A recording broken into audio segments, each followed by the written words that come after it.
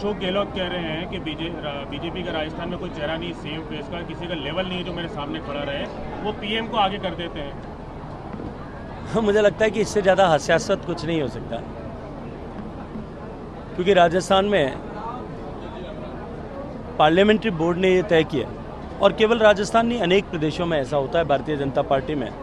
सामान्यतः जहाँ भारतीय जनता पार्टी विपक्ष में रहते हुए चुनाव लड़ती है, वहाँ इसी तरह की परिस्थिति होती है कि हम साझा सामूहिक नेतृत्व में चुनाव लड़ेंगे। और वैसे भी जिस पार्टी के पास में दुनिया का सबसे लोकप्रिय चेहरा जो है वो हो, दुनिया का सबसे लोकप्रिय नेता जिस पार्टी का नेता हो, उसको मुझे लगता है चेहरों के संघर्ष में पड़ने की आवश्यकता नहीं होती।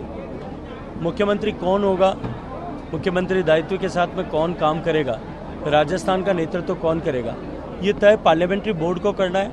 वो आज भी कर सकते हैं, कल भी कर सकते हैं, चुनाव के बाद में भी कर सकते हैं, ये उनका प्रेरोगेटिव है।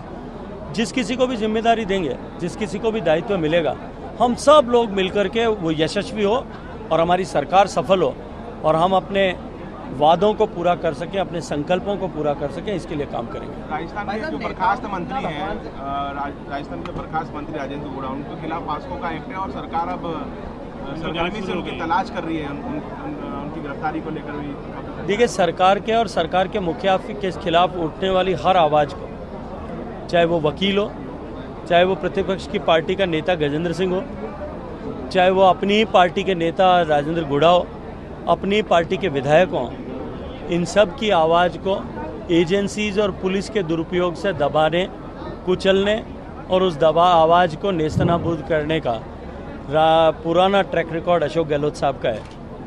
अपने सारे प्रतिद्वंदियों को, चाहे वो परसराम मदेरणा जी का परिवार हो, चाहे वो राम सिंह जी बिश्नोई का परिवार हो, चाहे वो पूनम चंद जी बिश्नोई का परिवार हो, या और कोई भी परिवार हो, उन ऐसे अनेक उदाहरण मैं दे सकता हूँ, समय की सीमितता है। उन सबको इसी तरह से श्रृंखलाबद्ध तरीके से एजेंसीज का दुरुपयोग करके अपने मार्ग को निष्कंटक बनाने के लिए उन्होंने उपयोग किया है।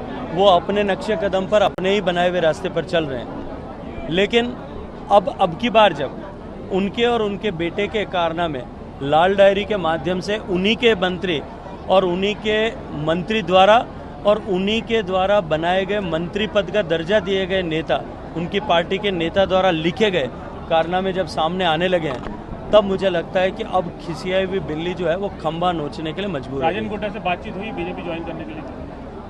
मुझे लगता है अभी तो न तो इस विषय में कोई चर्चा है, न कोई विचार है, न कहीं किसी तरह का इस पर चिंतन मनन हुआ है, नहीं कहीं अभी मुझे लगता है कि इसके लेकर के किसी के बारे में किसी ने कोई आवश्यकता भी महसूस की है। गैंगरेप की घटना हुई है राजस्थान में, उसको जिंदा जला दिया भट्टी में। भीलवाड़ा जिले की जो घटना कल हुई थी वो अत्यंत दुर्भाग्यपूर्ण है, लेकिन वो अकेली बच्ची का दर्द नहीं है। राजस्थान में ऐसे हजारों बच्चे हैं जिनके साथ में इस तरह के गैंगरेप की घटनाएं हुई है।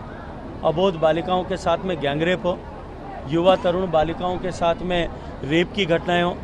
आज राजस्थान में माताएं बहनें कहीं भी सुरक्षित नहीं हैं। अबोध बच्चियां घर में सुरक्षित नहीं हैं, खेत खलिहान में सुरक्षित नहीं है, स्कूल में सुरक्षित नहीं है। मुख्यमंत्री के खुद के ज़िले में, अब जो के शहर में बच्ची के साथ में स्कूल में इस तरह की घटना हुई है।